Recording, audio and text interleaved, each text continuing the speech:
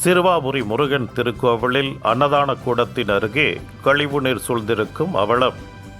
துர்நாற்றத்துடன் பக்தர்களுக்கு சுகாதார சீர்கேடு ஏற்படுத்தும் கோவில் நிர்வாகம். திருவள்ளூர் மாவட்டம் சிறுவாபுரியில் பிரசித்தி பெற்ற பாலசுப்பிரமணிய சுவாமி திருக்கோவில் அமைந்துள்ளது. தொடர்ச்சியாக இங்கு 6 வாரங்கள் வந்து நெய் தீபம் ஏற்றி வழிபட்டால் வேண்டுதல் நிறைவேறும் என்பது பக்தர்களின் நம்பிக்கையாக இருந்து வருகிறது.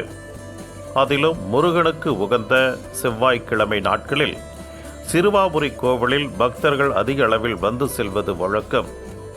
பொது தரிசனம், 50 ரூபாய், 100 ரூபாய் கட்டண தரிசனம் என அனைத்து வரிசைகளிலும் நீண்ட வரிசையில் சுமார் 2 மணி நேரம் காத்திருந்து பக்தர்கள் சுவாமி தரிசனம் செய்வது வாடிக்கை.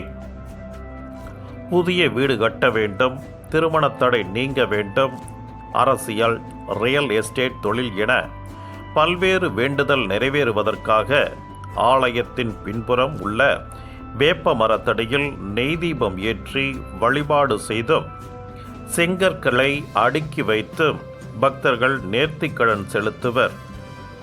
கோவில் நிர்வாகம் சார்பில் அன்னதான மண்டபத்தில் நாள்தோறும் பக்தர்களுக்கு அன்னதானம் வழங்கப்பட்டு வருகிறது.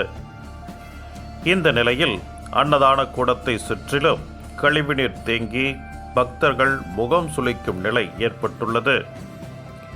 அன்னதான கூடத்தில் அமர்ந்து உணவருந்தும் போது துர்நாற்றத்தை பொறுத்து கொண்டு பக்தர்களுக்கு சுகாதார சீர்கேட்டை ஏற்படுத்தும் வகையில் கோவில் நிர்வாகம் செயல்படுவதாக பக்தர்கள் குற்றம் சாட்டியுள்ளனர்.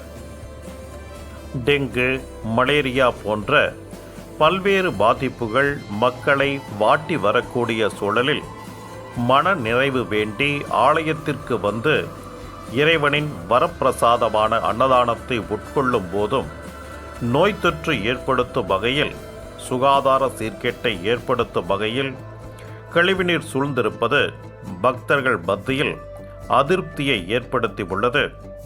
இந்து அறநிலையத்துறை அதிகாரிகள் உரிய நடவடிக்கை எடுத்து சிறுவாபுரி முருகன் கோவிலில் அன்னதான கூடத்தை சுற்றிலும் தேங்கி நிற்கும் கழிவு நீரை அப்புறப்படுத்தி பக்தர்களின் சுகாதாரத்தை பேணி பாதுகாக்க வேண்டும் என கோரிக்கை எழுந்துள்ளது.